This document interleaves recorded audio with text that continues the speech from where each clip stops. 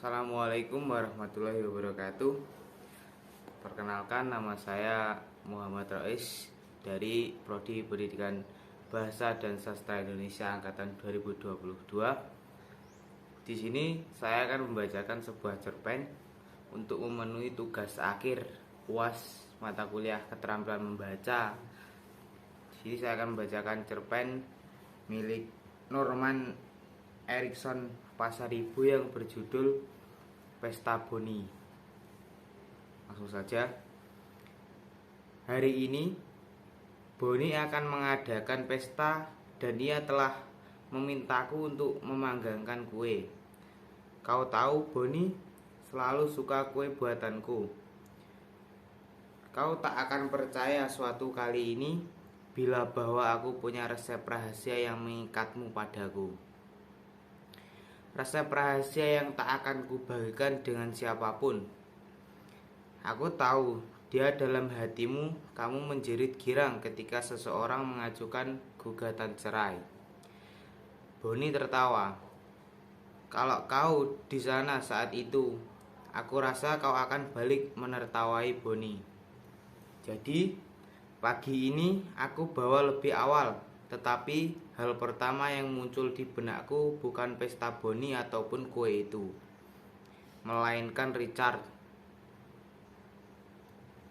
Kau masih ingat Richard? Ia seorang yang kukencani sebelum kamu. Kau selalu tertawa tiap kali kamu mendengar ceritaku tentang Richard. Aku bercerita kepadamu tentang Richard hampir tiap kali kita selesai bertengkar. Perlu kamu ketahui, aku tidak memikirkan Richard karena baru-baru ini aku tak sengaja berpapasan dengannya ketika dari perpustakaan atau supermarket. Kenyataannya, pertemuan terakhir kami secara misterius terkubur begitu dalam di masa lalu.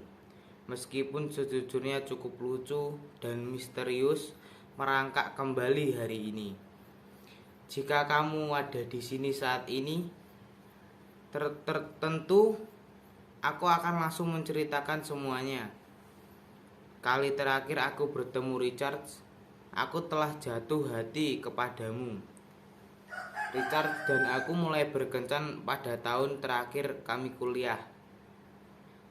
Aku putus dengannya setelah 6 bulan penuh dengan sesi bercinta setelah makan siang dan film-film noir.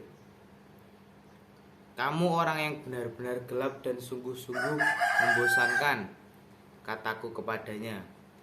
Dan karena aku tahu ia cengeng, aku tambahkan, kau harus pergi ke terapis Richard. Aku yakin masih ada harapan untukmu. Seminggu kemudian, ia datang lagi ke apartemenku dan bilang ia telah berkonsultasi dengan Dr. Levin, seorang terapis yang direkomendasikan mentor menulisnya. Ia menunjukkan botol-botol obat dan lembaran tagihan. Ia bilang mereka adalah bukti perkataannya. Sekarang setelah aku ke dokter, kita rujuk. Aku tertawa mendengarnya, karena David menyebut diri nihilis dan aku tak yakin seorang nihilis akan berkonsultasi dengan seorang terapis, apalagi merekomendasikan satu. Jadi aku bilang kepada Richard bahwa ia tak bisa menanggapi eufemisme dengan sungguh-sungguh. Menyerahlah Richard, kau tak lucu, kau membosankan. Aku bilang begitu, hanya biar kau tak bunuh diri.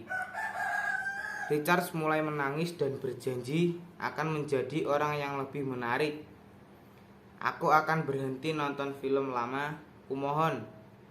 Aku akan potong rambut, bercukur, pakai jeans, apapun.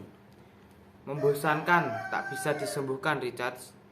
Tak bisa, kataku kepadanya dan menutup pintu apartemenku. Itu benar-benar kali terakhir aku melihatnya. 2 minggu setelah itu, ku dengar Richard mendaftar ke Angkatan Darat dan berangkat ke Irak. dari suatu tempat bernama Garib. Ia mengirimkan surat yang hanya berkata, "Kau tahu aku tak bisa melupakanmu." Aku meremas-remas surat itu dengan penuh rasa muak dan membuangnya. Setahun kemudian, 2 bulan setelah kita menikah, seorang teman mengatakan Richard telah kembali. Kupikir kau harus bertemu dia untuk mendukungnya. Aku sangat berbakti kepadamu ketika ia dengan ide tentang menemui Richard terasa sangat absurd dan serong. Tapi kau tahu, kuputuskan untuk menggoogle Richard minggu lalu. 10 tahun setelah kali terakhir kami bertemu, 10 menit setelah kita bertengkar hebat, dan kamu bilang aku adalah pelacur paling murah di dunia. Begitu murah hingga tak ada yang mau menyewaku meskipun aku memohon-mohon.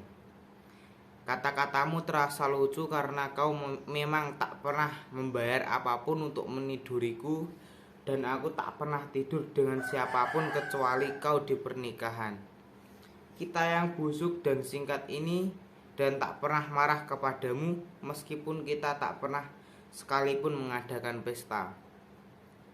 Aku pun menemukan profil Facebook dan akun Twitter Richard.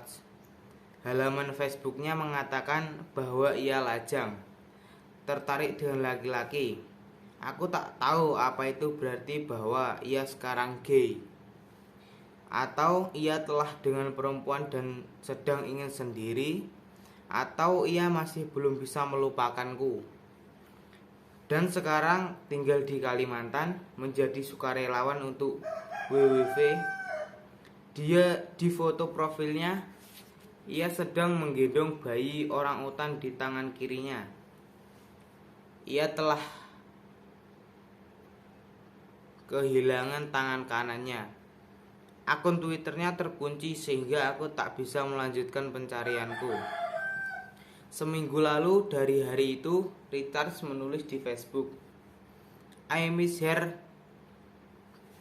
Tribil, Miranda Julie." Aku jujur merasa sedikit cemburu. Siapa sih Jalang itu? Pikirku dan menggoogle namanya. Rupanya ia seorang pengarang dan sutradara, dan mendadak aku lega. Ia pasti hanya kutipan, dan kau tahu, Her, itu bisa saja aku. Her, aku pun langsung pergi ke perpustakaan dan meminjam buku perempuan itu, dan menangis setiap kali selesai membaca satu cerita, bahkan ketika cerita tersebut tidak sedih. Aku menggoogle Richard lagi dan mengulanginya beberapa kali. Betapa parah aku ingin berhenti mencari Richard dan mulai mengurus dan menjaganya. Aku ingin memberitahu Bonnie resep rahasia yang menyatukan kita, Richard, dan cerita-cerita tentangnya. Juga resep rahasia dari kehidupan bahagia.